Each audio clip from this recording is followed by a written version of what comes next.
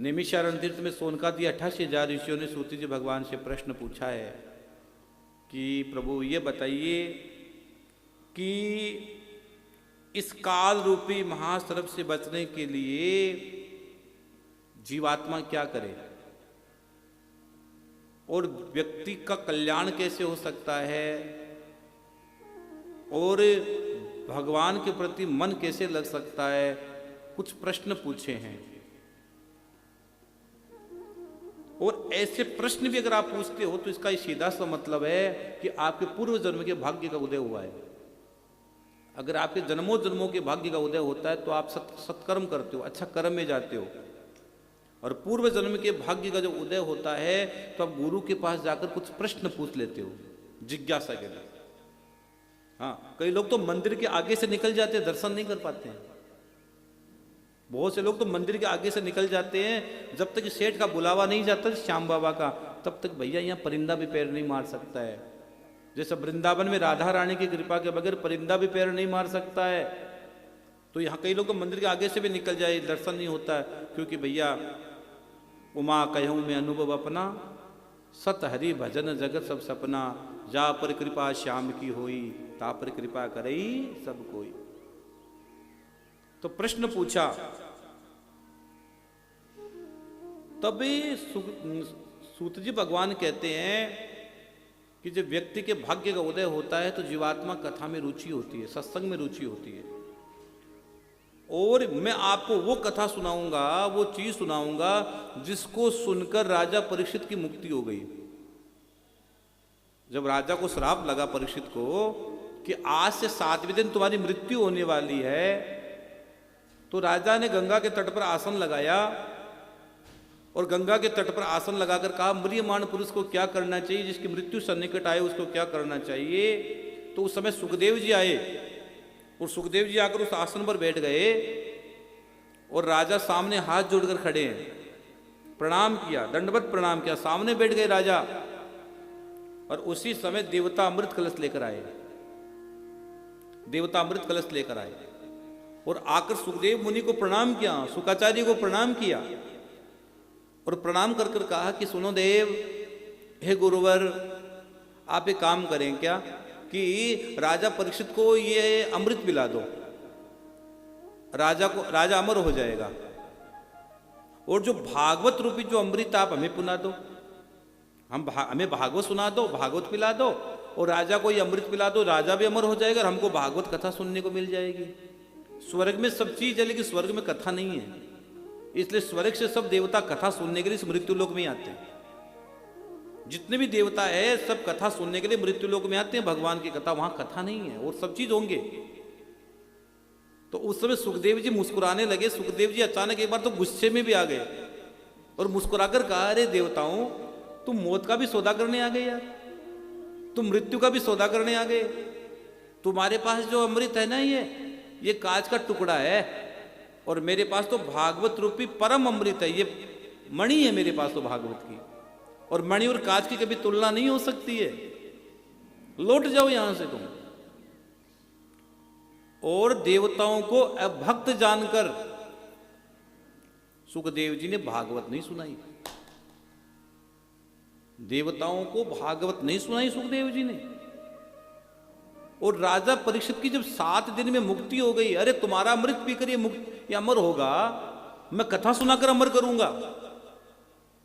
सुखदेव जी ने कहा तुम्हारा ये अमृत पीकर अमर होगा, मैं भागवत कथा सुनाकर अमर कर दूंगा। और मैं सच कहता हूं पंडित जी अमर हो गए वो, जब तक सृष्टि गाई जाएगी परीक्षित का नाम यूं गाया जाएगा। क्या कथा से व्यक्ति अमर नहीं होता है? वो कथा ही तो आदमी को मरने नहीं देती है, कथा आदमी को मरने नहीं देती है, आदमी को अमर बना देती है। भगवान का भजन करोगे तो अमर हो जाओगे। हाँ, अरे पितामह को तो इच्छा मृत्यु का भी वरदान था, फिर उनको भी मरना पड़ा। हाँ, उनको भी मरना पड़ा। और एक बात लगी हाथ और कह, तुम ये कर्म सबको भोगने पड़ते हैं।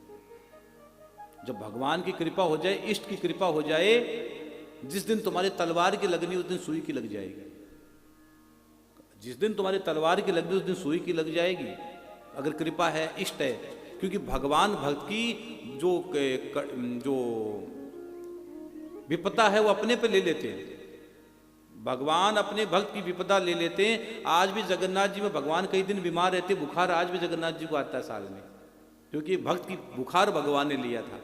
आज भी भगवान को बुखार आती है साल में, भगवान लेते हैं अपने भक्त का। तो जिस दिन आपके सुई की लगनी हो, तलवार की लगनी हो, सुई की लग जाती है, जिस दिन बड़ा एक्सीडेंट का योग हो, छोटा सा में काम निपट जाता है। भगवान की कृपा आपको बचा लेती है। हाँ, लेकिन प्रारब्ध भोगना पड़ता है। अरे पिता मैंने भगवान से पूछा था, कृष्ण से, हे नारायण, मैंने तो 100 जन्म तो मेरे को याद है, मेरे को 100 जन्म याद है, मैंने ऐसा कोई पाप नहीं किया जिसका परिणाम बाणों की सैया हो। मुझे बाणों की सैया क्यों मिली? भगवान ने कहा, पिता मैं तुझे तो 100 जन्म याद है, मेरे को 100 जन्म का वाला, उससे पहले जन्म भी वाला याद है, 101 जन्म भी मुझे याद है। तुम राजा थे, शिकार खेलने गए, एक सर्प पड़ा था, तूने बाण में उठाया, उठाकर फेंक दिया, वो सर्प कंटीली झाड़ी में जाकर फंस गया और तड़प तड़प के उसने प्राण त्याग दिए। 101 जन्म पहले का भी तुम्हें यहां भोगना पड़ रहा है। भैया कोई नहीं बचता है, न साधु बचा, न राजा बचा, न रंग बचा, न फकीर बचा, न गृहस्थ बचा। इसलिए राजा परीक्षित की मुक्ति होगी तो ब्रह्मा जी को भी वहम हो गया, और ब्रह्मा जी ने अपने ब्रह्मलोक में तराजू लिया और सभी ग्रंथों को रखा, और सभी ग्रंथों को जब रखा तो उसमें श्रीमद् भागवत का पलड़ा भारी रहा। एक तरफ सब ग्रंथ रखे और दूसरी तरफ श्रीमद् भागवत को रखा, तो भागवत का पलड़ा बहुत भारी हो गया। हाँ भैया, भागवत स्वयं श्री कृष्ण है। भागवत भगवान नारायण का साक्षात रूप है। ये भागवत वो ग्रंथ है जो पापियों को पाप से है तारता। ये अमर ग्रंथ, ये मुक्ति पंथ, ये पंचम वेद निराला, ये अमर ग्रंथ है, ये पंचम वेद है, पापियों को पाप से है तारती। यह भागवत है। हाँ, ये सदग्रंथ है, ये मुक्ति का ग्रंथ है भैया, मुक्ति होती है उसको सुनकर। एक समय नारद जी मृत्युलोक में आ गए, और नारद जी ने मृत्युलोक में आकर देखा, नारद जी सब जगह गए, सब नदियों के तट पर गए, सब जगह जाकर देखा, तो नारद जी का मन अशांत हो गया। नारद जी ने सोचा, ये कलयुग के प्राणी का कल्याण कैसे होगा? आदमी पाप करता है, झूठ बोलता है, कपट करता है, छल करता है, हैं? लोग न जाने कितने कितने गलत काम करते रहते हैं, कितने व्यसन करते हैं, कितना संग करते हैं, कितना गलत काम कर रहे हैं। नारद जी का मन उदास हो गया। और यहां तो नारद जी ने भागवत में यहां तक लिखा है कि कलयुग में तो लोग कन्याओं का विक्रय करते हैं, पुरुष आपस में झगड़ते हैं, मनुष्य मंद भाग्यम आलसी हो गए हैं, और कई बार तो संत भी पाखंडी दिखाई देते हैं, विरक्त सन्यासी परिवार जुटा गृहस्थ बन बैठे हैं, दुराचारियों ने दुराचारी कर लोगों को भ्रमित कर रखा लोगों ने। ये ऐसी स्थिति भागवत में लिखी गई है। और लोगों ने यहाँ तक भागवत में ये भी लिखा गया है, कलयुग में घर में लोग साला लोग सलाह देते हैं। आजकल लोग भाइयों की नहीं मानते, साला की मानते हैं। घर में साला लोग सलाह देते हैं, कितनी बड़ी विचित्र बात है। घर में साला लोग कैसे सलाह दे सकते हैं? भाइयों की नहीं मानते, परिवार में अपनों की नहीं मानी जाती है, वो साला लोग सलाह देते हैं। नहीं रे, तेरे घर में उसकी क्या पंचायती। और एक बात बता दूं मैं आपको, जिस दिन आपके घर की बात बाहर जानी प्रारंभ हो जाएगी, उस दिन आपका घर टूट जाएगा, आपका परिवार टूट जाएगा, आपके परिवार को कोई नहीं बचा पाएगा। घर की बात घर में रहे, दीवारों के भी कान होते हैं, ध्यान रखना। घर की बात घर में रहेगी, तेरे घर की बात घर के अंदर रह जाएगी, तेरा परिवार नहीं टूटेगा। और घर की बात अगर बाहर चली गई, तेरा परिवार निश्चित टूटेगा, इसमें कोई नहीं रोक सकता। हाँ, पहले एक बात बताऊं, पहले तलाक के केस कम होते थे माताओं, पहले तलाक के केस बहुत कम होते थे, क्योंकि पहले पहले जब विदा होती थी बेटी, तो उस समय बेटी यही तेरा घर है, यही तेरी, यहां से तेरी डोली जा रही है, लेकिन अर्थी वहीं से तेरी आनी चाहिए। ये इस भाव को समझाया जाता था, इस भाव को बोला जाता था। मोबाइल तो थे नहीं पहले, आजकल तो रसोई में खाना बन रहा है, कॉलिंग चल रही है, वीडियो कॉलिंग चल रही है, इसके घर में कड्डी क्या बनी, चपाती क्या बनी, किसने कितनी रोटी खाई, क्या हुआ क्या नहीं हुआ, पूरी डिटेल आपके पीर में जा रही है। नहीं, ऐसी मत करो। अगर हर चीज वहां हस्तक्षेप प्रारंभ हो जाएगा, फिर आप घर में रह नहीं पाओगे। हर चीज का हस्तक्षेप गलत है। अगर आपने कन्यादान कर दिया है तो दान देने के बाद उस चीज पर आपका अधिकार नहीं रहता है।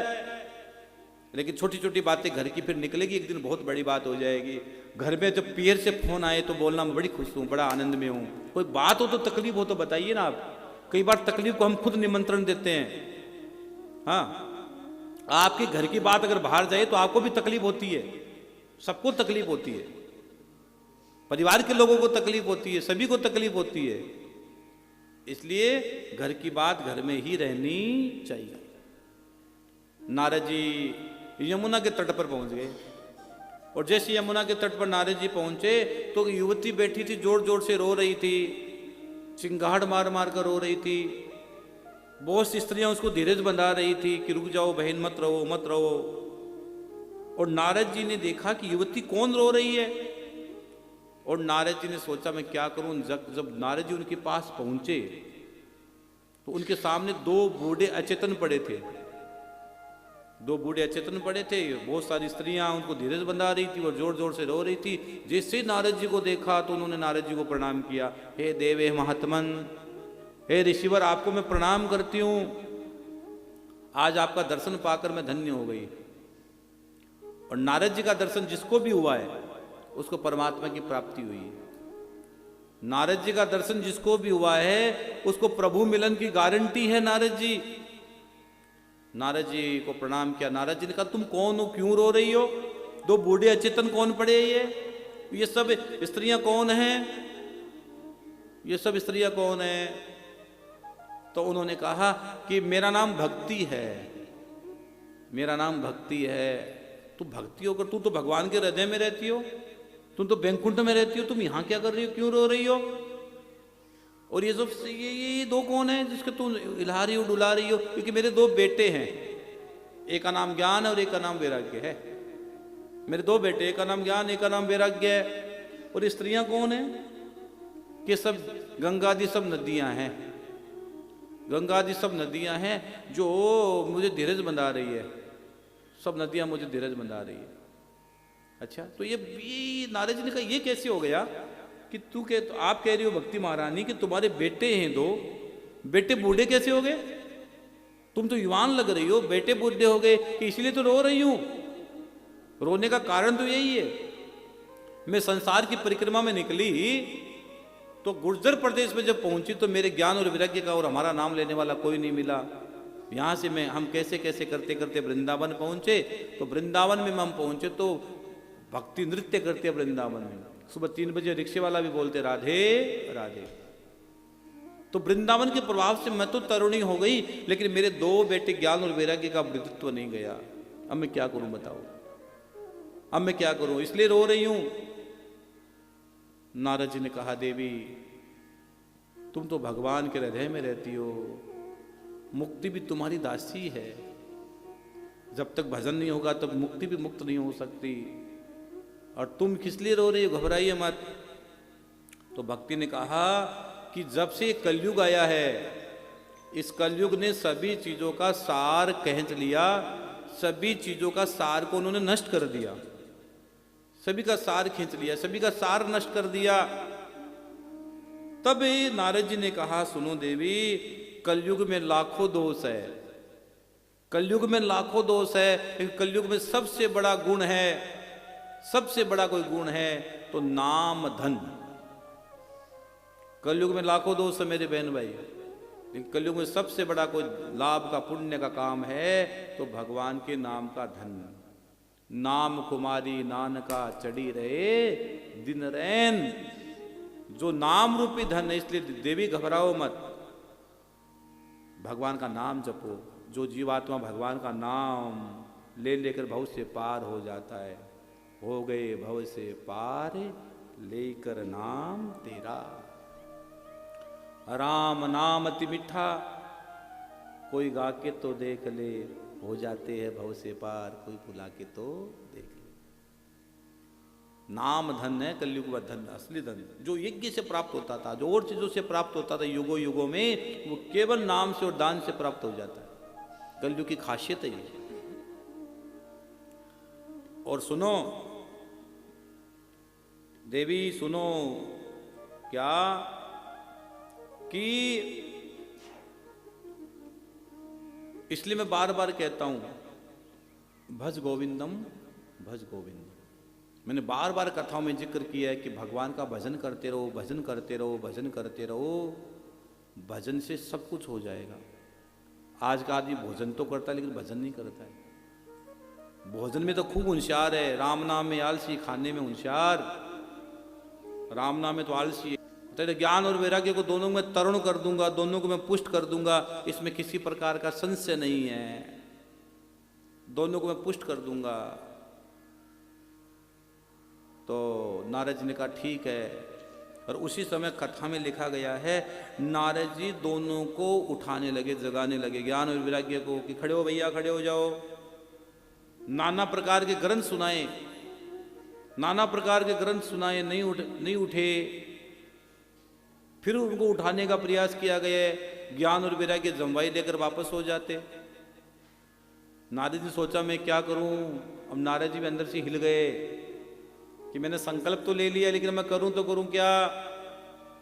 उसी समय कथा में लिखा गया है नारद जी को एक आकाशवाणी हो गई। आकाशवाणी हो गई। क्या आकाशवाणी हो गई कि हे नारद जी कोई सत्कर्म करो। बहुत ध्यान से सुनना यहाँ कथा को भाई, बहुत गहरी कथा यहाँ से छूट रही है कि कोई सत्कर्म करो। अब नारद जी ने सोचा मैं कौन सा सत्कर्म करूं, मैंने सब कुछ तो कर दिया, मैंने सब ग्रंथ सुना दिए, सब शास्त्र सुना दिए, मैंने कितनी माला के मन के घुमा दिए, फिर ज्ञान और वैराग्य दोनों पुष्ट नहीं हो रहे हैं। अब मैं क्या करूं, कौन सा सत्कर्म करूं। तो सत्कर्म को जानने के लिए नारद जी वहां से निकले। सत्कर्म को जानने के लिए नारद जी वहां से निकले। और नारद जी घूमते घूमते कहां चले गए, बद्रिकाश्रम चले गए, बद्रीनाथ चले गए। हा हा हा, बद्रीनाथ। और जैसे नारद जी बद्रीनाथ में पहुंचे तो सनकादि संत महर्षियों का दर्शन हो गया। जो ब्रह्मा जी की सृष्टि के सर्वप्रथम ब्रह्मा जी ने सृष्टि में बनाए थे, सनकादि संत महर्षियों को बनाया था। वो चार भाई, और चार भाई भगवान के परम भक्त, परम वीतरागी भक्त है। हर समय भगवान का भजन करते वो। ब्रह्मा जी की सृष्टि जब ब्रह्मा जी ने बनाई पवित्र मन से, तो सबसे पहले चारों सनकादि भाइयों को बनाया। और जैसे संतों का दर्शन होता है तो भैया जीवन खिल जाता है। हाँ, संतों का दर्शन होता है तो जीवन खिल जाता है। जहां संत होता है वहां बसंत होती है। मैंने कई बार कहा है, भूल कर कभी राजा का संग मत करना, न जाने कब रुला दे। और भूल कर कभी संतों का संग मत छोड़ना, न जाने कब प्रभु से मिला दे, न जाने कब भगवान से मिला दे। एक कृपा, एक करुणा, संतों की करुणा अगर जीवन में आ गई तो सच मानिएगा जीवन बदल जाएगा, जीवन बदल जाएगा। तो नारद जी वहां से निकले तो नारद जी को सनकादि संतों से मुलाकात हो गई। कहाँ हो गई, बद्रिकाश्रम में, बद्रीनाथ। और मैं तो आपको फिर कहता हूं, अवसर मिले तो बद्रीनाथ कभी कभी जाया करो, वहां कथा सुना करो। पिछले साल मैंने 21 दिन की कथा गाई थी। कितने दिन? 21 दिन बद्रीनाथ में। मुझे जब अवसर मिलता मैं चला जाता हूँ वहाँ कथा गाने के लिए। अब तो दरबार पट बंद हो गया बद्री विशाल के, लेकिन बद्रीनाथ में गाई गई कथाएं हमेशा याद रहती है हर पल। और मैं चाहता हूँ कि बार बार बद्री विशाल जाऊं, वहाँ भगवान बद्रीश को कथा सुनाऊं। इच्छा तो रहती है हर साल एक कथा बद्रीश में रखें, बद्रीनाथ में रखें हर साल। बद्री तो बद्री विशाल, वहाँ के बहुत से आचार्य, वहाँ के बहुत लोग जुड़े रहते हैं। बड़े जब चर्चाएं होती तो बड़ा अच्छा लगता है। वहाँ वो तप्त कुंड है, कितना ठंडा वातावरण, कितना ठंडा पानी, लेकिन तप्त कुंड में वो उबलता हुआ पानी पता नहीं कहाँ से आता है यार। क्या ये प्रकृति की लीला है। कहाँ विज्ञान बोलता है, कहाँ विज्ञान खत्म हो जाता है। यहाँ का विज्ञान पूरा खत्म, विज्ञान के जादू सब खत्म हो जाते हैं। जहाँ परमात्मा की आवाज चलती है ना, बात है। कहते ना यार, कई बार कहते हैं जहाँ तुम्हारी सोच खत्म होती है वहां से मेरी प्रारंभ होती है। लोग कहते हैं ना, अरे कहाँ सोच, वो सोच में आ ही नहीं सकता, वो सोच में नहीं आ सकता। परमात्मा कहाँ सोच में आ सकता है। हाँ, उसको कौन पकड़ पाया।